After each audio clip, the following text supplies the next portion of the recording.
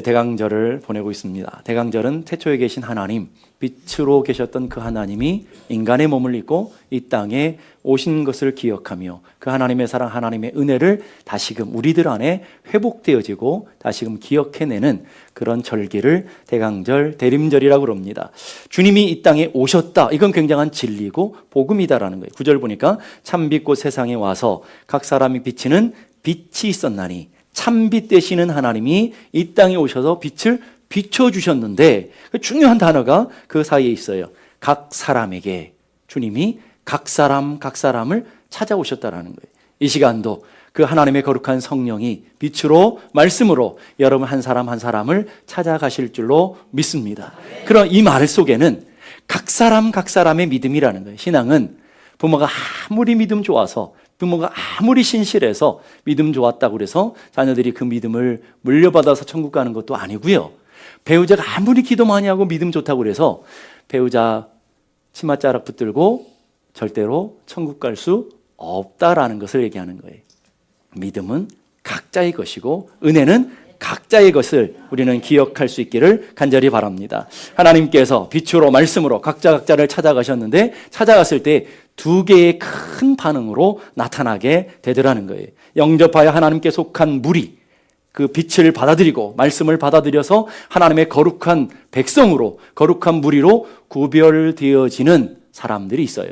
그 사람들을 교회, 성도라고 그래요. 성도로, 교회로 구별되는 무리들이 있는가 하면 빛으로 말씀으로 왔지만 거절하고 어둠 가운데, 여전히 어둠 가운데 있는 삶을 살아가는 한 무리도 있더라는 거죠. 11절 말씀 보니까 자기 땅에 오매 자기 백성이 영접하지 아니하였다.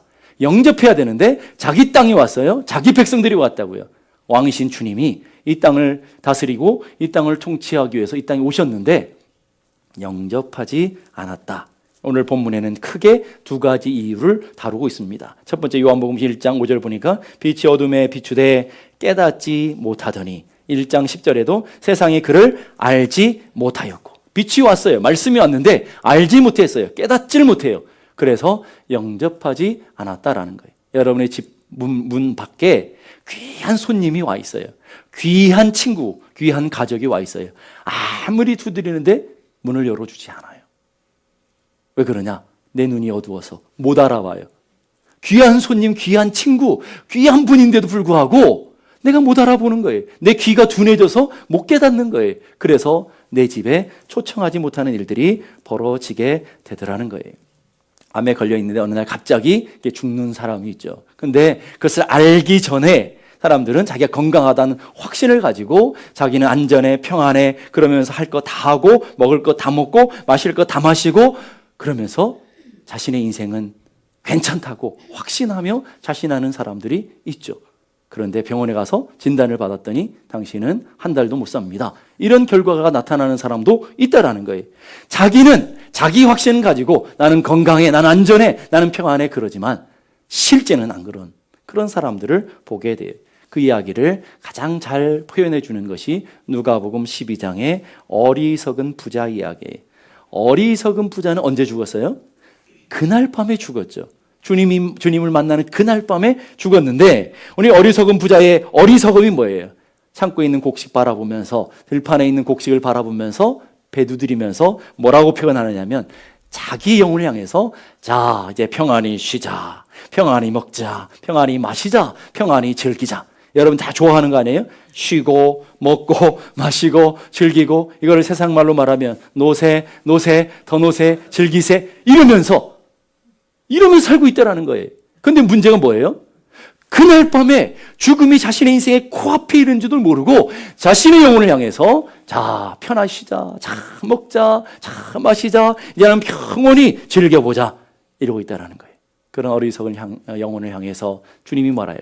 오늘 밤 내 영혼을 찾으면 네 것이 되겠느냐. 이게 인생의 어리석음을 표현해 주는 거라고요. 이 어리석은 부자만 그럴까요? 여러분 지난 한 주 동안 여러분이 어떻게 살아오셨어요? 여러분의 인생이 어떻게 될 줄도 모르고 여러분의 인생을 즐기며 더 세상의 것들을 많이 가지기 위해서, 세상의 것들을 많이 취하기 위해서 여러분들이 인생을 달려오지 않았냐라는 거예요. 그래서 그런 영혼들을 향해서 주님이 말씀하시는 거예요. 너희는 듣기는 들어도 듣지 못하며 보기는 보아도 보지 못하고 듣는데 깨달음이 없어요. 보기는 보지를 못해요. 왜 그럴까요? 왜 눈이 있는데 보지 못할까요? 왜 귀가 있는데 듣지 못할까요? 왜요? 막혀있기 때문에 그런 거죠. 가려있기 때문에 그런 거죠. 요 마태복음 13장 15절 보니까 이 백성이 마음이 완악해서, 완악이라는 단어를 써요. 마음이 완악해서 그 귀는 듣기에 둔하고 들을 수가 없다라는 거예요. 주님이 계속해서 말씀했는데도 불구하고 귀가 막혀있다라는 거예요. 눈은 감았으니, 눈뜬 봉사라 그러죠. 눈은 감았어요. 그래서 보질 못하는 거예요. 그래서 눈으로 보고 귀로 듣고 마음으로 깨달아 돌이켜 내 고침을 받을까 두려워함이라 라고 얘기하는 거예요. 마음이 완악하다라는 말은 쉽게 설명하면 억세고 고집이 세다라는 거예요. 억세고 고집센 사람, 딱 생각하면 여러분의 마음속에 딱 떠오르는 사람 있죠. 배우자. 그 사람 말고 여러분을 얘기하는 거예요. 여러분의 마음이 억세고 고집이 세다라는 말이, 이 말을 더 쉽게 말하면 마음이 둔해졌다. 마음이 둔해졌어요. 돌 같은 마음이라고. 성경은 돌 같은 마음에 생명의 씨가 아무리 뿌려도 자랄 수가 없어요. 열매를 맺을 수가 없죠. 이걸 마음의 경화라고 그래요. 간에 경화가 들면 간이 굳어져서 죽음에 이르는 것처럼 우리의 마음에 경화가 있어요. 하나님의 말씀이 있는데 깨달지 못해요. 둔감하더라는 거예요. 왜 그러냐? 어둠에 사로잡혀 있기 때문이라는 거예요. 어떤 시각장애인이 밤길을 나가면서 전에 등불을 마련했어요. 자신은 보지 못하지만 다른 사람이 부딪히지 않도록 등불을 들고 갔어요. 한참 가다가 어떤 사람과 꽝 부딪혔어요. 그런데 시각장애인이 신경질적으로 말투로, 여보시오, 당신은 눈 똑바로 뜨고 다니시오. 당신은 눈이 있는데 왜 눈을 똑바로 뜨고 다니지 않소? 이렇게 막 소리를 질렀어요. 당신이나 똑바로 뜨고 다니시오. 상대방이 또 소리를 지르겠죠. 난 시각장애인이에요. 그래서 나는 시각장애이기 때문에 등불 들고 가는데 이 등불을 보고도 어떻게 그렇게 부딪힐 수 있어? 그렇게 눈 똑바로 뜨고 다니시오 소리를 질렀다고요. 그랬더니 나그네가 하는 말이, 당신의 등불은 꺼졌어. 그랬다는 거예요. 여러분, 이건 이야기 같죠? 우리 인생이 그렇더라는 거예요. 여러분 교회 다니면 믿음 있는 줄 알아요. 여러분이 교회 다니고 기도하면 여러분 안에 등불이 밝혀져 있는 줄 알아요. 여러분들이 하나님 안에 있다고 착각하는 사람들이 얼마나 많은지 몰라요. 교회 와서 주일날 와서 예배만 드리면 내 영혼이 영원한 안식과 영원한 평안에 누릴 때라고 착각하고 다니는 사람들이 얼마나 많은지 몰라요. 자신의 등불이 꺼져 있는데, 자신의 영혼이 어두워 있는데 그걸 모르고 다니면 살아가는 사람이 얼마나 많으냐라는 거예요. 그런 영혼들을 향해 주님이 이 땅을 보시면서 죄로 인해 눈이 멀어 있는 소경, 맹인이라고 설명하고 있어요. 왜 그렇게 눈이 멀었을까요? 고린도서 2장 14절 보니까 육에 속한 사람은 하나님의 성령의 일들을 받지 못하나니, 육에 속해 있기 때문에, 우리가 아직도 세상 어둠 가운데 있기 때문에 그것들을 알 수 없어요. 그것들 그에게는 어리석게 보여요. 여러분, 세상에 가서 예수 안 믿는 사람들에게 복음을 증거하면 니나 잘 믿어라 그러죠. 왜 그럴까요? 그게 보물인 줄 알까요? 모르죠. 그래서 그 보물을, 마태복음 14장에 그 보물을 발견한 사람은 어때요? 그 진주를 발견한 사람은 어떻게 반응합니까? 자기 것을 다 팔아서 그거 하나 얻으려고 그것 내 생명인 줄 알고 살아가는 삶. 이게 등불인 거죠. 그런데 그 가치를 모르는 사람은, 그 보물을 가치를 모르는 사람은 그거를 버려버리는 거죠. 대지에게 진주를 던져주면 그 진주의 가치를 알까요? 그래서 아마 소리 지를 거예요. 먹을 거나 줘 하고. 여러분, 옛날에 아프리카에 있는 사람들이 다이아몬드, 엄청난 큰 다이아몬드를 알사탕 하나에 바꿨대잖아요. 왜 그럴까요? 그 가치를 모르니까 그래요. 오늘 우리 이 땅을 살아가는 성도들이 얼마나 그런 성도들이 많아요. 복음의 그 아름다운 귀한 보물, 그 하나님의 주시는 영원한 비밀들을 알지 못하니까 세상의 쾌락과 세상의 즐거움과 세상의 성공과 세상의 물질과 맞바꾸면서도 그 가치를 모르니까, 그 은혜를 모르니까 어두운 소경처럼 살아가고 있더라는 거예요. 아무리 그것을 가르쳐줘도 그것을 알 수가 없대요. 깨달을 수가 없대요. 뭐 때문에요? 뭐 때문에? 저를 보면 답이 나오지 않고 성경을 보면 답이 나온다니까요. 일은 영적으로 분별되기 때문이라. 무슨 말이에요? 영적인 사람만, 하나님의 성령이 거하고 하나님의 은혜의 등불이 밝혀져 있는 사람만 깨닫는 보물, 깨닫는 비밀, 깨닫는 은혜인데 어둠에 있어서 그 가치를 모르더라는 거예요. 그 깨달음이 없더라는 거예요. 그러니까 예수님이 문 밖에 계속 두드리고 계심에도 불구하고 그 주님을 못 알아내니까, 그 주님의 가치를 모르니까 내 문 꽉 닫고 주님을 영접하지 않게 되더라는 거예요. 벤자민 블룸이라고 하는 사람이 현대인을 이렇게 설명해요. 현대인은 우주에 대해서, 세상에 대해서 많이들 알고 있다. 요즘 살면서 사는 사람들 얘기해 보면 얼마나 똑똑한지 몰라요. 별의별 걸 다 알고 있더라고요. 만나서 얘기해보면 자기만이 갖고 있는 노하우들을 갖고 있어요. 대단한 지식들을 갖고 있어요. 그런데 정작 알아야 될 자신에 대해서는 모르더라. 진짜 알아야 될 복음에 대해서, 하나님에 대해서는 모르고 살아가더라는 거예요. 세상 일에 대해서는 얼마나 빠삭해요. 여러분, 남자분들에게 골프에 대해서 물어보세요. 얼마나 똑똑하게 잘하는지 몰라요. 돈 어떻게 하면 쇼핑을 잘하는 여자분들에게 물어보세요. 얼마나 잘하는지 몰라요. 근데 복음에 대해서 물어보면 쥐구멍을 찾아요. 하나님에 대해서, 영적인 일에 대해서 물어보면 쥐구멍을 찾아요. 여러분, 이게 우리의 현실이 되어서는 안 된다라는 거예요. 이사야서 1장 3절에 소는 그 임자를 알고 나귀는 그 주인의 구유를 알지만, 무슨 말이에요? 소와 나귀도 주인을 아는데, 주인을 알아보는데, 그런데 그 다음이 뭐예요? 이스라엘이 누구예요? 우리는 하나님을 알지 못하는, 나의 백성은 깨닫지 못하고 어두움 가운데 있다라고 얘기해요. 성경이 아무리 밝은 빛을 주는들 그걸 깨닫겠냐고요. 예배 가운데 들어보면 우리처럼 둔감한 사람은 여기 안에 지직거리는 소리가 잘 몰라요. 근데 이 소리가 민감한 사람들이 있거든요. 민감한 사람들은요, 그 시간에 그것밖에 안 들려요. 제가 하는 목소리는 안 들리고 지직거리는 그 소리만 얼마나 잘 찾아내는지 뭐. 우리 영적으로도 마찬가지. 영적으로 둔감한 사람은요, 아무리 천둥번개 치고 영적인 엄청난 일이라서도 깨닫지 못해요. 영적으로 민감한 사람들은 하나님의 작은 세미한 음성도 깨닫고, 하나님의 작은 음성도 깨닫는 믿음으로 반응하는 일들을 벌어지게 돼.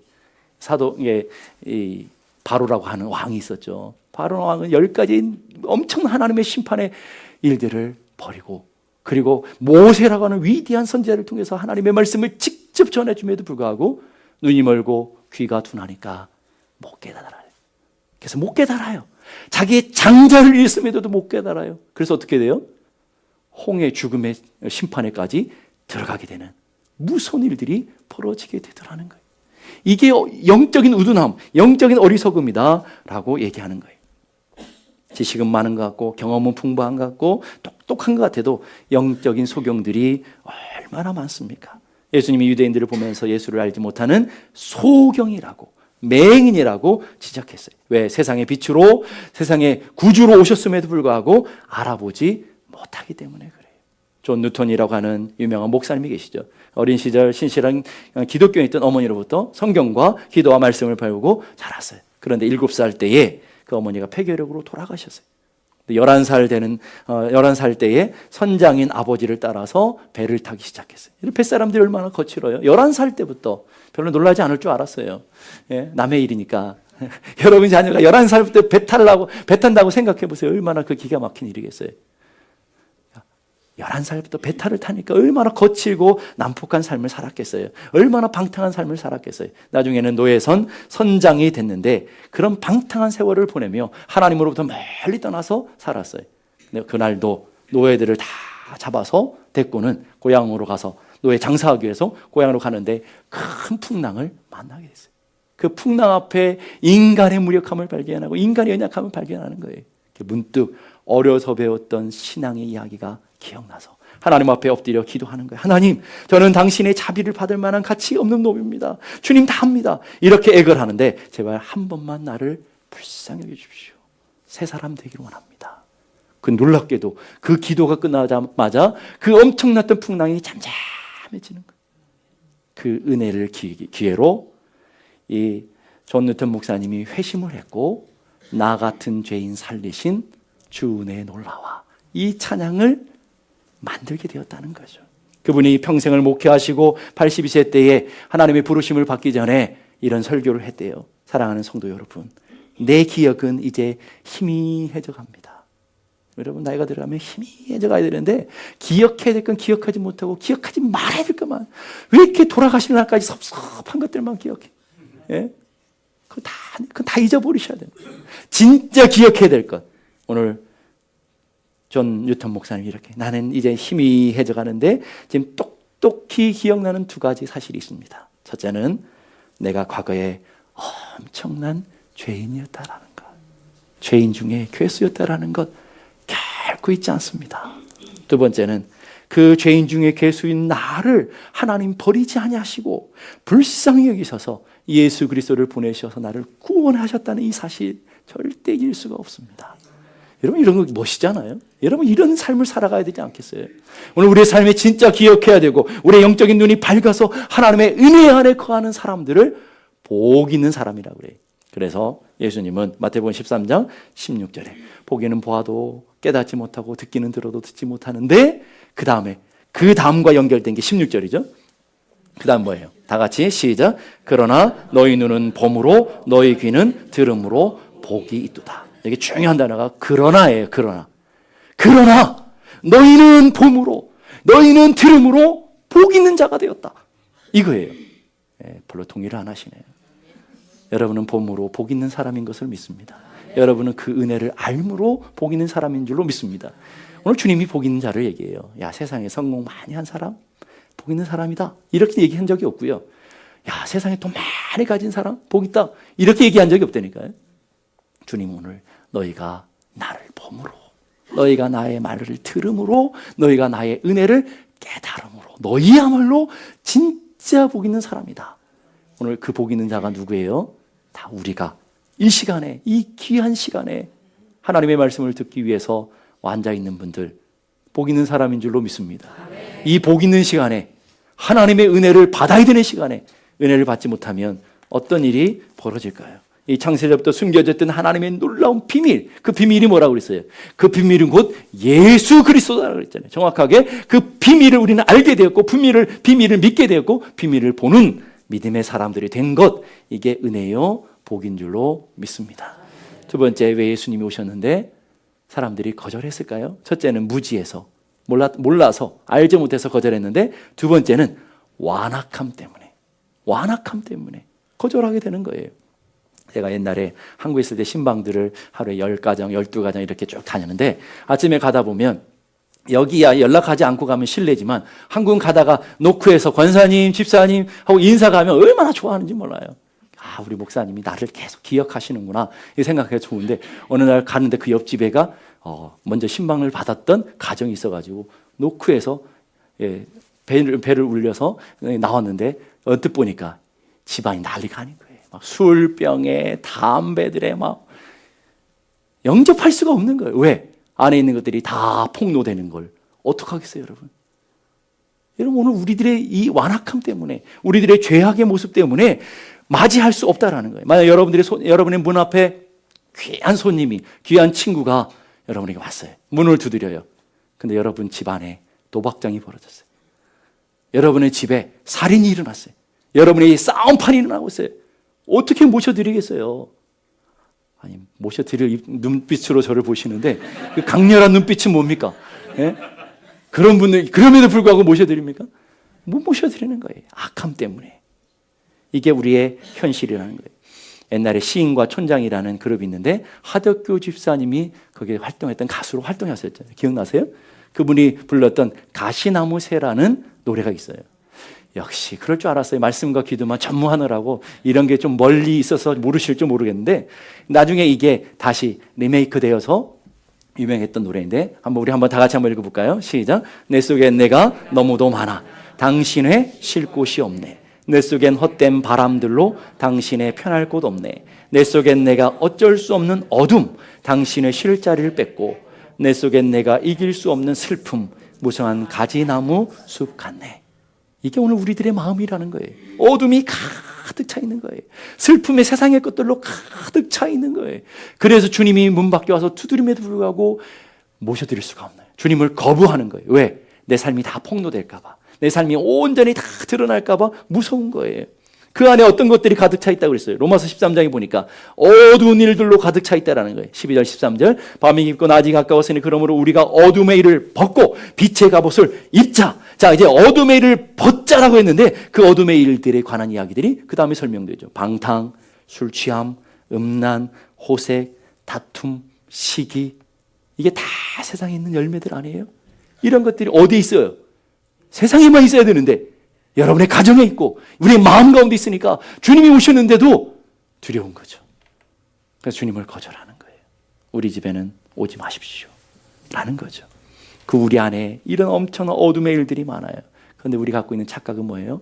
나는 괜찮은 사람인 줄 알아요. 이게 놀라운 착각이에요.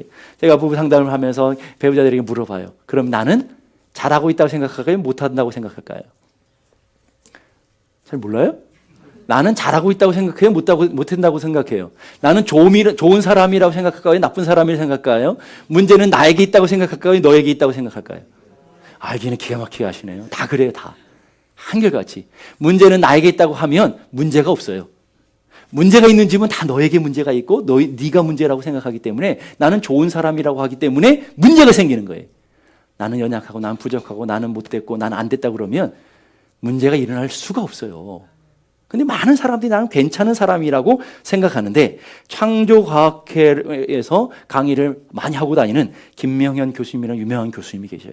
그분이 인간을 이렇게 연구해 보니까 인간이 대단한 것 같아도 별거 아니더라는 거예요. 그래서 인간을 4개의 혈액형으로 나누어서 이렇게 얘기하고 강연해요. A형은 소세지 같다. 소세지가 뭐냐 물어봤더니 소심, 세심, 지랄. B형은 오이지 같대요. 오만, 이기적이고 지랄. O형은 단무지 같대요. 단순, 무식, 지랄. B형은 쓰리지래요. 지랄. 죄송해요. 제가 하는 얘기가 아니고요. 그분의 것을 제가 빌려서 제가 얘기하는 것 뿐이에요. 제가 그런 게 아니라 이 땅을 살아가는 사람들은 한마디로 다 그거 같다라는 거예요. 무슨 말이에요? 나는 괜찮은 줄, 깨끗한 줄 알고 좋은 줄 알지만 사람을 다 분석해보면 다 죄덩어리고 다 부족하기 짝이 없더라는 거예요. 성경은 우리들에게 뭐라고 얘기하냐면 이 세상의 풍족을 쫓고 공중의 권세 잡은 자를 따라, 공중의 권세 잡은 자 마귀 사탄이죠. 사탄을 따라 불순종의 자녀들, 육체와 마음이 원하는 대로 하여 하나님의 진노의 대상이었어요. 하나님의 진노의 불이 우리에게 임해졌어요. 육체의 소욕은 하나님과 원수가 된대. 우리는 하나님과 원수되었던 자라는 거예요. 그래서 우리에게 기다리는 것은 영원한 불못, 영원한 심판이 내려져 있는 그런 사람들이다. 여러분 그걸 아셨어요? 우리가 그걸 알아야 된다는 말이에요. 우리 존재가 그런 존재였다는 것을 정확하게 알아야 되는 거죠. 그런 우리들이 노출되면 참 부끄럽잖아요. 노출되면 너무 안 됐잖아요. 그러니까 예수님도 거절하는 정확한 말씀으로 요한복음 3장 19절 우리 다 같이 한번 읽어봅시다. 시작. 그 정죄는 이것이니 곧 빛이 세상에 왔으되 사람들이 자기 행위가 악함으로 빛보다 어둠을 더 사랑하는 것이라. 악을 행하는 자마다 빛을 미워하여 빛으로 오지 아니하나니 이는 그 행위가 드러날까 함이뇨. 우리 어둠이에요. 주님은 빛이에요. 주님은 거룩함이에요. 그 빛이 우리 마음에 들어오면 어떤 일이 벌어질까요? 우리의 것을 다 고발시키고 다 폭로시켜요. 다 드러내신다라는 거예요. 그래서 요한복음 7장 7절 이렇게 말해요. 내가 세상의 일들을 악하다고 증언함이라. 주님이 우리 가운데 빛으로 말씀으로 오면 나타나는 반응이 뭐냐면 너 잘못하고 있어. 너 그거 버려야 돼. 라고 우리에게 얘기하시더라는 거예요. 그게 싫은 거예요. 내 삶에 있는 모습들을 그대로 적나라하게 폭로하는 것이 싫은 거예요. 그래서 악을 행하는 자가 빛을 미워하게 되는 거죠. 빛을 미워해요. 여러분 배우자들이 잘못하면 당신이 이렇게 잘못해서 그러면 좋아하나요? 뭔 소리하고 소리 지르죠. 그렇죠? 그런 반응이 나타나게 되더라는 거예요. 자기 행위가 악하기 때문에 주님을 거절해요. 가장 대표적인 사건이 스데반 집사님이 죽은 사건이잖아요. 스데반 집사님이 왜 죽으셨어요? 왜? 그 지적해서 죽었어요.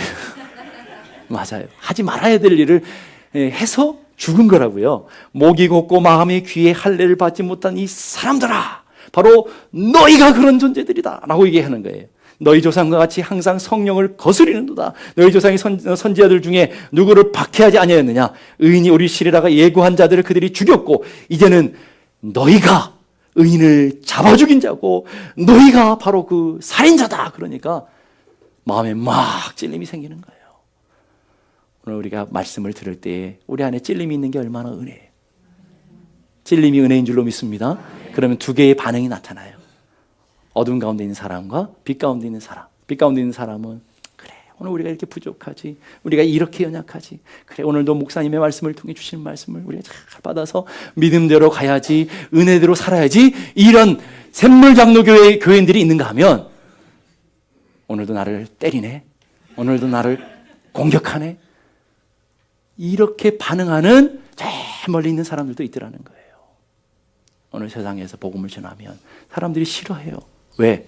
우리는 죄인이라고 고발하고 하나님의 은혜 아니면 살 수 없다고 고발하기 때문에 싫어하더라는 거죠. 그런 모습을 로마서 1장 28절 이렇게 말해요. 그들의 마음에 하나님 두기를 싫어하매 하나님께서 그들을 상실한 마음대로 뭐 어땠다고요?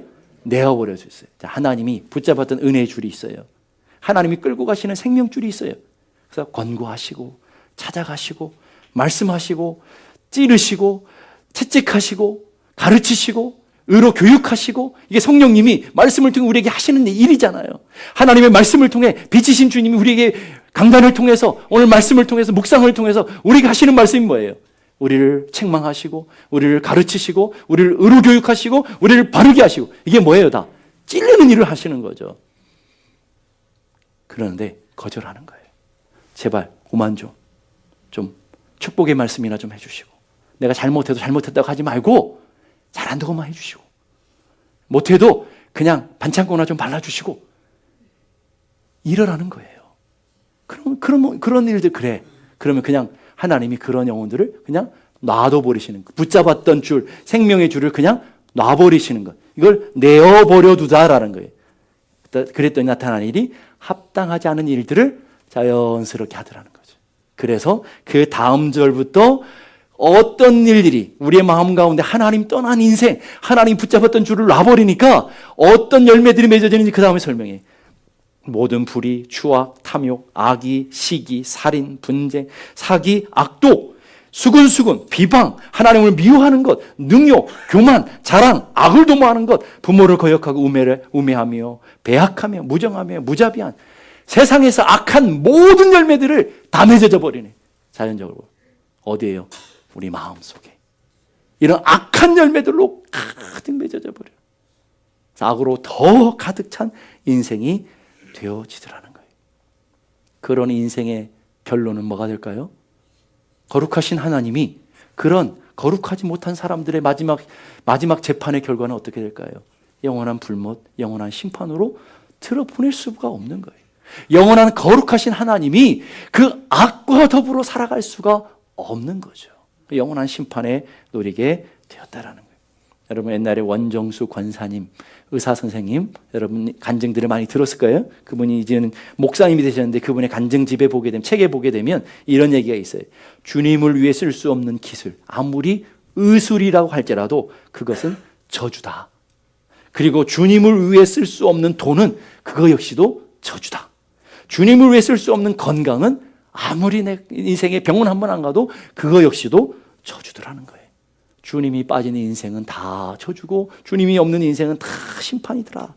하나님 없는 지식은요, 사람을 죽이고 교회를 무너뜨리고 사람들을 고통스럽게 빠지게 하는 거예요. 하나님 없는 직분, 교회 얼마나 직분이 중요합니까? 그 직분도 하나님 없는 사람들에게 주어졌다고 한다면 교회를 무너뜨리고 하나님의 영광을 가리고 하나님을 대적하는 일들이 일어나게 된다는, 그런 일들이 교회에 얼마나 많이 일어나고 있냐라는 거예요. 하나님이 없는 물질은요, 우리를 방탕하게 하고 우리를 타락하게 하고 세상 끝까지 가게 하는 거예요. 여러분 그런 일들이 세상에 얼마나 많아요. 어느 날 갑자기 로또 맞고 벼락부자 된 사람들이 어떤 일들이 벌어지는지 여러분 아시잖아요. 아시는 분들이 또 열심히 사시더라고. 또 참 대단한 능력들을 갖고, 나는 안 그래, 난 안 그럴 거야 그러는데 다 똑같아요. 그분들은 자기가 되면 그럴 거라고 한 사람도 없더라는 거예요. 헨리 나우엔이라는 유명한 영성신학자가 자비로 구한 외침이라는 책에 보면 느느웨 이삭이라는 사람의 이야기를 설명했어요.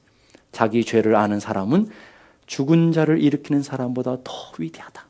자기 죄를 아는 사람이 죽은 사람을 살리는 얼마나 위대한 일이에요? 그보다 훨씬 더 위대하다라는 거예요. 자기 죄를 위해 1시간을 진실로 애통할 수 있는 사람, 울 수 있는 사람이 온 세상을 가르칠 수 있는 능력을 가진 사람보다 훨씬 더 위대하다. 자기의 약함을 아는 사람이 천사를 볼 수 있는 사람보다 훨씬 더 위대하다. 무슨 말이에요? 진짜 위대함이 뭐예요? 나를 알고, 나의 부족함을 알고, 나의 연약함을 알고, 나의 죄악의 모습들을 알고, 주님 앞에, 주님 나의 이런 연약함을 갖고 있습니다. 부족함을 갖고 있습니다. 주님이 내 안에 오셔서 나를 정결케 하시고 나를 새롭게 하셔서 주님이 원하는 대로 써주십시오. 나의 인생을 내어 맡길 수 있는 믿음을 가진 사람이 위대한 사람이요 축복의 사람이라는 것을 믿을 수 있기를 바랍니다. 에든버러 대학에서 교수직을 했던 제임스 심프슨이라는 분이 있는데 그분이 개발하신 것이 마취약이에요. 그 전까지는 얼마나 수술하는데 힘들었겠어요? 그분이 마취약을 해서 노벨 의학상을 받고 위대한 발견을 했어요. 근데 학교에서 강의들을 쭉 하는데 한 학생이 물어요. 선생님의 생애에서 많은 발견들을 하셨는데, 위대한 발견을 하셨는데 그 중에 가장 소중하고 귀한 발견이 무엇입니까? 그 교수님 뭐라고 했겠어요? 내가 마취제 개발한 거다.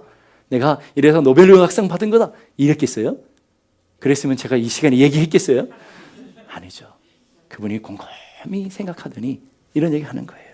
내 인생에 가장 소중하고 귀한 발견은 나는 죄인이라는 사실, 그리고 예수님이 나의 구주라는 사실이다. 여러분, 이게 얼마나 위대한 발견이에요. 이게 얼마나 위대한 비밀이에요, 여러분. 그 비밀을 우리는 아는 자가 되었어요. 그 비밀을 우리는 누리는 자가 되었어요. 그 은혜 가운데 거하는 자들이 되었어요. 우리가 가장 복되고 아름다운 하나님의 백성들인 것을 믿을 수 있기를 바라요. 무엇 때문에요? 대강절을 보내는 주님 때문에. 그 은혜로 오신 그 주님 때문에 우리가 이 은혜를 누리고 이 축복을 누리는 하나님의 백성 되어진 것, 그 은혜를 감사하며 그 은혜를 기뻐하며 우리가 이 절기를 보내야 되는 하나님의 사람들이 다 돼야 될 줄로 믿습니다. 다 같이 일어나시죠.